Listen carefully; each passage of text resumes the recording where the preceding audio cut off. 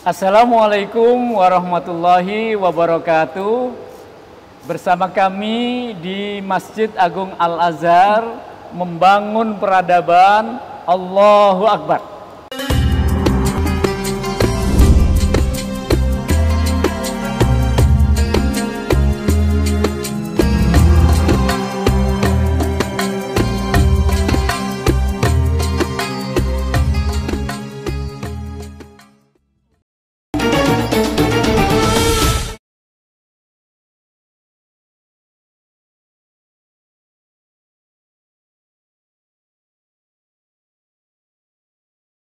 Alhamdulillahirrabbilalamin. Wabihi nasta'inu ala umurid dunya waddin.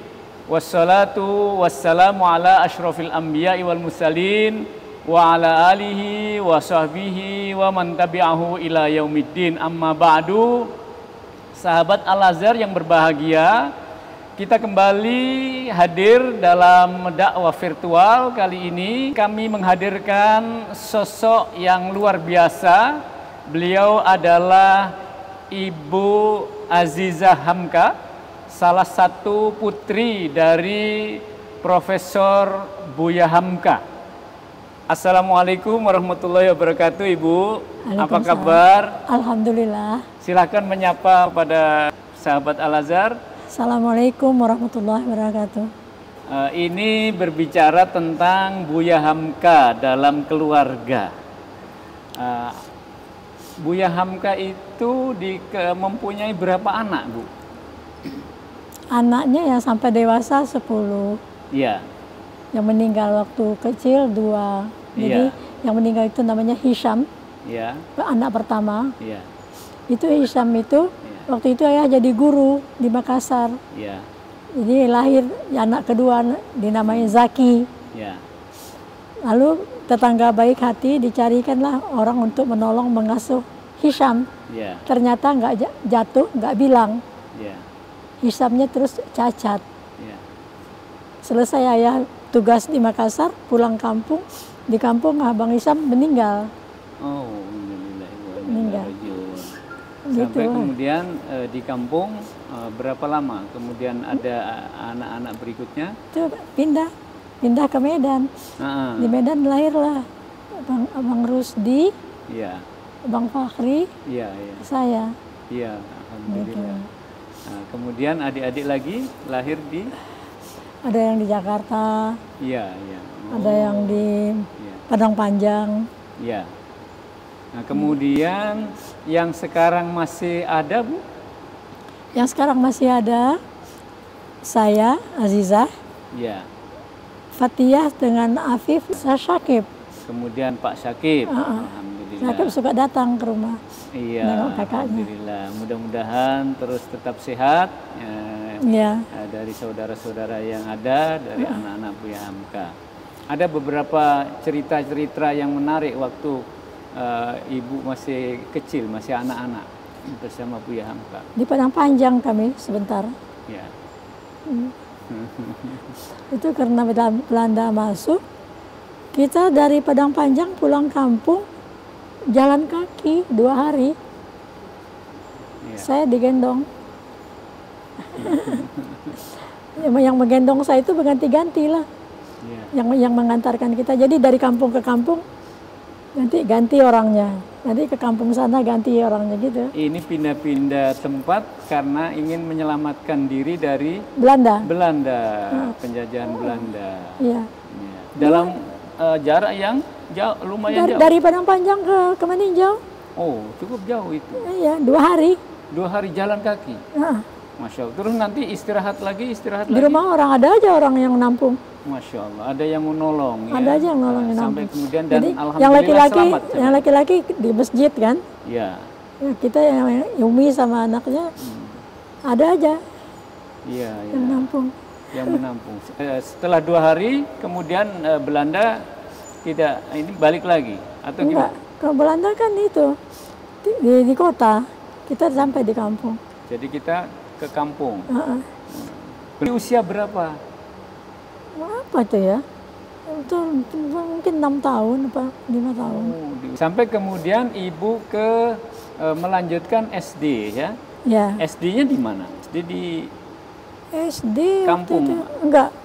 Kita udah pindah ke Padang Panjang. SD-nya di Padang Panjang, Muhammadiyah. Di Muhammadiyah Padang Panjang. Sampai kemudian Buya Hamka ke Jakarta. Jadi kami tinggal ke Jakarta, namanya Gang Toa Hong. Sana, Sawah Besar sana. Iya. Lalu ada yang ini bilang, Buya katanya, mau tinggal di depan masjid. Wah, ayah bilang mau. Jadi banyaklah orang menolong membangun rumah itu. Yeah. Ada yang bawain semen, ada yang bawain pasir, ada yang bawain batu bata. Yeah. Ibu, bagaimana Buya Hamka membagi waktunya? Kan banyak di luar, banyak di masjid, banyak ceramah, banyak memberikan ini, bahkan di rumah juga nulis itu kan ini. Terus kapan bersama anak-anak, bersama keluarga, kapan itu? Ada aja tuh waktunya. Iya. Nah, apa umpamanya kalau keluarga ini ada hari Sabtu atau hari Minggu begitu jalan wisata bersama anak-anak. Nah ini enggak. Kan nggak ada waktu lagi. Enggak ada. Nah, terus kapan di bersama rumah. keluarga? Di rumah. Ya? Di rumah. Waktu ayah ditahan sama Soekarno di Puncak, ayah itu kan asma kan. Iya. Sama Soekarno, dia teman sama Soekarno itu dari muda lah. Iya. Sama Soekarno malah taruh di Puncak. Iya. Coba, dia itu mentafsirkan ini. Menulis tafsir ini di tempat di tempat tahanan. Jadi itu. Saya ke kantor polisi minta surat untuk nengok ayah, sambil bawa kertas, sama tinta. Gitu. Jadi kertas sama tinta ini maksudnya dibuat untuk menulis tafsir ini? Tafsir. Oh. Jadi berapapun nanti saya bawa pulang. Iya. Kumpulkan. Dan itu dilakukan berapa hari sekali? Berapa hari sekali ya? 3 hari sekali, lah. Seminggu 2 kali lah. Iya. Tapi Umi itu memang hebat orangnya. Bagaimana Umi dengan Bapak, dengan keluarga? Siapa? Dalam Umi dalam mensupport, memberikan semangat Buya ketika ada dalam tahanan. Oh, Umi itu hebat orangnya, nggak banyak omong. Iya. Dia nggak banyak omong. Itu kalau hari Jumat dia masak lebih, karena ayah habis khotbah, ada aja orang mau salaman kan, ayah bilang ke rumah aja, Buya capek. Itu Umi dia menyiapkan makanan di meja. Yeah. Jadi siapapun yang datang, silahkan makan. Itu Umi. Dia nggak banyak omong. Menyiapkan semua kebutuhan anak-anak di rumah. Ya. Jadi Umi lah yang paling banyak berperan dalam keluarga, termasuk menyiapkan makanan, menyiapkan ini. Waktu semuanya. Mau meninggal, saya kan yang manggil saya itu macam-macam, ayah manggil lain, abang-abang manggil lain, karena saya anak kelima, perempuan pertama. Jadi waktu Umi itu mau meninggal, dipegang tangan saya, panggilnya Ica, katanya, pandai-pandailah kau bercermin. Kalau pandai kau bercermin, selamat hidupmu dunia akhirat. Masya Allah. Terus dia syahadat, terus meninggal. Iya. Pandai-pandailah kamu bercermin. Ya. Kalau pandai kau bercermin, kalau pandai kau bercermin, selamat hidupmu dunia dan akhirat. Jadi kita tengok, jangan orang. Tengoklah dirimu sendiri, jangan nengok banyak kepada orang lain. Iya. Itu dari Umi. Dari Umi. Masya Allah. Itu ibu masih anak-anak atau sudah berkeluarga? Oh, udah ada. Sudah berkeluarga berarti. Rumahnya dengan Masjid Agung Al-Azhar kan tidak jauh, Bu, itu ya? Depan. Di rumah nomor 2 dari pinggir. Nah, jadi Buya Hamka kalau ke masjid itu cukup jalan kaki saja? Jalan kaki. Nah, ya. Sampai di usia akhir hayatnya itu tidak umpamanya diantar pakai motor atau pakai mobil gitu? Tidak? Jalan kaki saja, pakai tongkat begitu? Jadi waktu ayah meninggal, itu jenazah ayah itu bukan digotong orang, di atas orang. Saking banyaknya yang menziarahi, menghadiri. Jadi waktu naik tangga, saya berteriak, hati-hati nanti ayah jatuh. Waktu Menteri Dalam Negeri kalau nggak salah, dirangkulnya saya, jangan khawatir, malaikat yang menjaga. Ibu, nah waktu Buya kerja menulis buku, menulis tafsir selain yang di tahanan, yang secara normal kan di rumah ya? Di rumah. Nah, di rumah. Nah itu kalau ada tamu-tamu gimana? Kan mengganggu itu. Sambil kerja kemudian ada tamu. Ayah nggak berasa. Ada waktu-waktu untuk menerima tamu atau gimana? Enggak, ayah nggak berasa terganggu. Jadi siapapun tamunya datanglah. Datang. Ditinggalkan kerjanya. Ditinggalkan kerjaannya. Allahu Akbar. Dan selalu ditemui, walaupun sedang kerja. Tamu itu pun nggak dibatasi waktunya. Dalam arti umpamanya setiap habis asar. Enggak. Jadi tamu itu terkadang ada pagi, ada siang, ada ini. Alhamdulillah. Sangat menghormat tamu, dan ketika ada tamu, tamunya pun nggak pilih-pilih dan diterima kapan saja. Kemudian pekerjaannya ditinggalkan. Iya. Ada cerita ibu katanya bahkan kalau pulang diantar tamu itu sampai depan rumah, sampai depan pagar. Masya Allah, Masya Allah. Itu semua tamu begitu? Iya. Kalau hari Jumat, Umi masaknya lebih. Untuk? Kan ada aja orang Buya mau bertanya, mau gini-gini. Ayah bilang, Buya lapar, pulang aja, ke rumah aja. Jadi Umi masaknya lebih kalau hari Jumat. Hari Jumat? Iya. Jadi tamu-tamu dikasih makan? Iya, dia sila makan dulu katanya, nanti Buya pusing ya, capek. Ya. Makan dulu baru ngomong sama ayah. Masya Allah, Masya Allah. Luar biasa Umi. Jadi Umi mendukung perjuangan Buya Hamka. Ya, tamu-tamu yang datang tidak hanya diterima oleh Buya, tapi juga didukung oleh Umi dengan cara dimasakkan. Sampai 4 orang itu. Keluar Jumat, habis sholat Jumat itu. Kadang-kadang sampai 4 orang. Yang datang itu? Datang. Orang mau bertanya, ayah bilang pulang aja ke rumah aja, Buya lapar.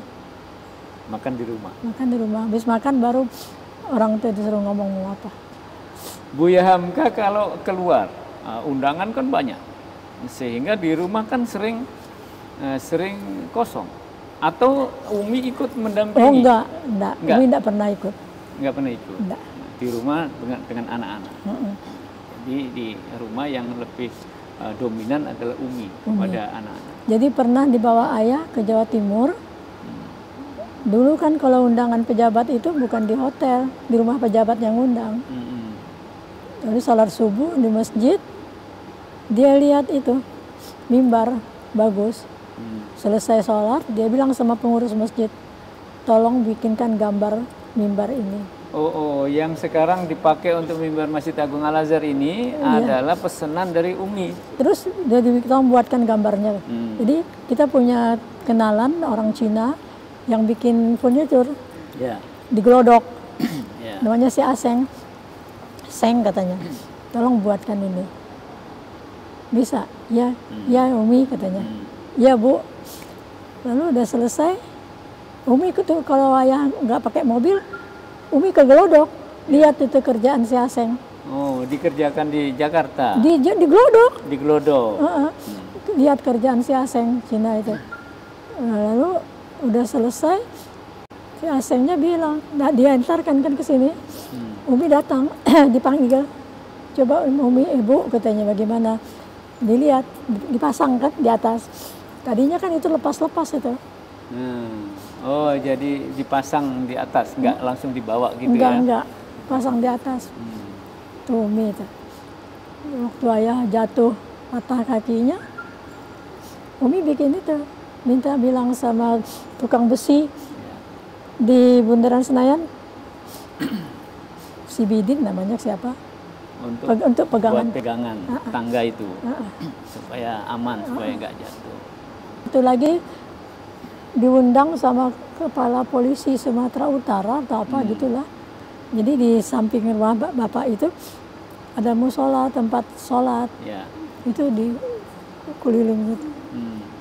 Lalu udah selesai gitu Umi tanya, Pak ini siapa yang buat? Ada Umi, orang kita juga katanya. Saya mau ketemu. Datang Bapak dipanggil. Jadi Umi tanya, di depan rumah saya ada masjid. Ya. Saya ingin seperti ini. Oh, jadi yang sekarang yang di Masjid Agung Al-Azhar ada kaligrafinya itu, tulisan Arab itu, karena Umi dengan Buya Hamka ke Medan melihat musola yang ada lukisan kaligrafinya. Nah, kemudian lalu dibawa lah, mau Bapak ke Jakarta, di muka rumah saya ada masjid, saya ingin seperti ini. Gitu. Nama anak-anaknya Kausar, kalau nggak salah. Kausar anak. Pak Kausar Azhari Nur. Iya. Lalu Pak Nur berarti bapaknya. Kausar Azhari. Pak Azhari. Pak Azhari. Pak Azhari. Kausar Azhari. Ya. Terus Pak Kausar bilang sama Pak Mahfud, Pak Mahfud, tolong siapkan ruangan untuk Bapak ini istirahat, kasih kasur, kasih bantal, kasih selimut. Iya kata. Siapkan di belakang. Dari Medan sana. Dari Medan. Iya. Itu kan naik kapal. Ya. Itu Umi yang bawa jemput ke pelabuhan sama supir, dibawa ke sini. Itulah tuh dia melukis di atas. Luar biasa. Jadi Umi tidak hanya memikirkan anak-anak di rumah, tapi setiap kali pergi bersama Buya Hamka, ada saja ide-idenya, tidak hanya untuk keluarga, tapi juga untuk perjuangan. Udah selesai itu sama masjid, Bapak itu dikasih ini Pak Azhari ya namanya. Ada rumah di dekat itu Muhammadiyah, sekolah Muhammadiyah. Udah dikasih duit, ada rumah, udah selesai. Lalu dia ini pesankan keluarganya ke Jakarta. Itu hebatnya, yang menjemput ke pelabuhan itu mobil kita, Umi lagi, jemput ke pelabuhan, keluarganya Pak Azhari. Udah gitu, udah datang keluarganya, dia jual rumah itu, dia pindah ke Bandung. Di Bandung dia bikin ini, apa tuh, usaha lah. Umi ya, luar biasa ya. Jadi mendukung perjuangan Buya Hamka. Sampai memikirkan terkait dengan kaligrafi Masjid Agung Al-Azhar itu adalah ide dari Umi. Mimbar juga Umi. Tangga supaya aman, tidak ada yang jatuh gitu. Dan itu saya dengar itu setelah Buya jatuh ya. Iya. Jadi kata Umi jangan ada lagi yang jatuh. Jangan ada lagi yang jatuh. Masya Allah. Umi luar biasa. Jadi memikirkan semua, segala hal, termasuk keluarga, anak-anak, sekolahnya, meneruskan pendidikannya dan sebagainya. Alhamdulillah. Itu waktu listrik masuk ke masjid, Bang Fahri kalau nggak salah, manjat menara, dia azan. Iya. Azannya dari ke menara? Tidak, manjat. Enggak pakai mikrofon itu? Belum. Jadi awal-awal Masjid Agung Al-Azhar ini tanpa pengeras suara? Belum ada pengeras suara. Nah berarti Abang Fahri ini usia-usia anak-anak? SD kira-kira? SMP lah. SMP? Luar biasa. Tapi sekali nggak boleh lagi, dilarang kan. Sama bapak-bapak masjid dilarang, nanti jatuh. Jadi sahabat Al-Azhar, Masjid Agung Al-Azhar ini awal-awalnya belum ada mikrofonnya. Menara ada tapi tidak ada corongnya itu tidak ada. Ada listrik, sudah ada corong gitu kan. Setelah listrik masuk, jadi banyak yang protes ke ayah. Berisik katanya, mengganggu ketentraman. Waduh, kata ayah, tuan-tuan, dulu kan tuan-tuan ya kan bapak. Kalau merasa terganggu, pindah.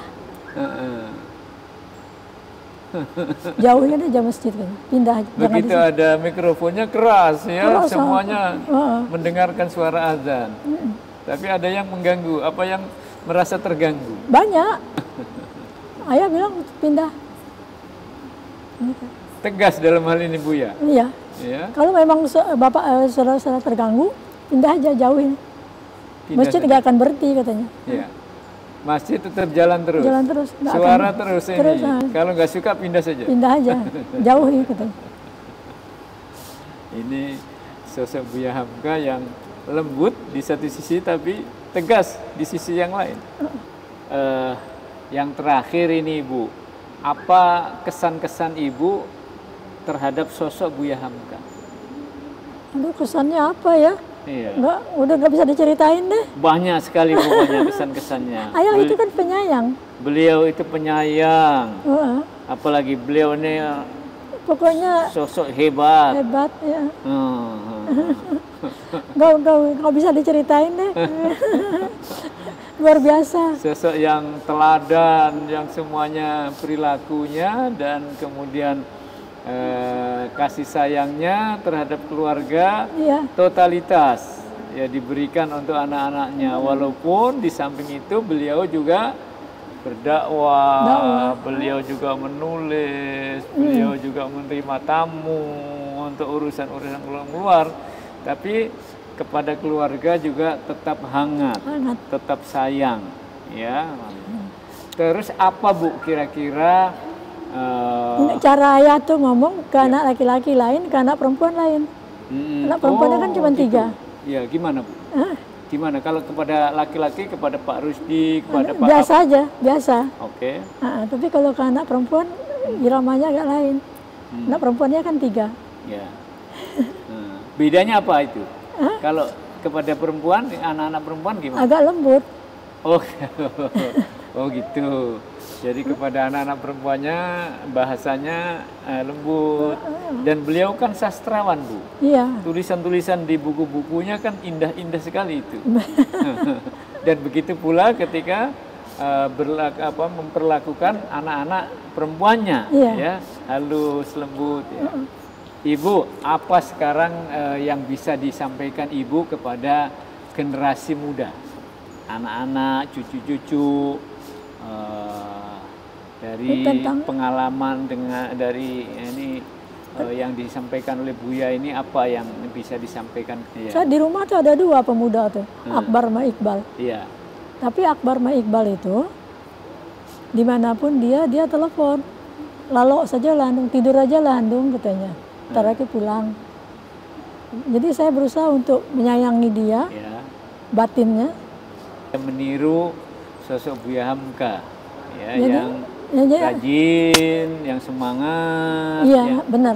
Ya, alhamdulillah. Alhamdulillah. Kita bisa mendapatkan informasi dan ajaran Buya Hamka dalam keluarga. Ya, baik. Sahabat Al-Azhar yang dirahmati Allah, demikian wawancara kami dengan Bu Aziza Hamka, salah satu anak dari Buya Hamka.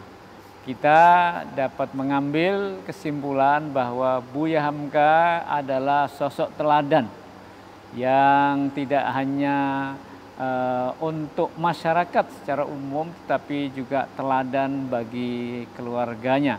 Beliau adalah sosok yang hangat, sosok yang sayang, menyayangi anak-anak cucu-cucunya, dan beliau mampu untuk membagi waktu-waktu untuk kegiatan-kegiatan di luar, di masyarakat, kegiatan-kegiatan menulis, kegiatan-kegiatan dakwah, tapi juga tidak meninggalkan urusan dan kasih sayang yang dicurahkan kepada keluarga. Demikian yang bisa disampaikan. Mudah-mudahan bermanfaat bagi kita semuanya. Sosok Buya Hamka patut kita tiru, kita teladani, dan kita semuanya bisa mendapatkan manfaat dari ini. Demikian, wabillahi taufiq wal hidayah. Wassalamualaikum warahmatullahi wabarakatuh.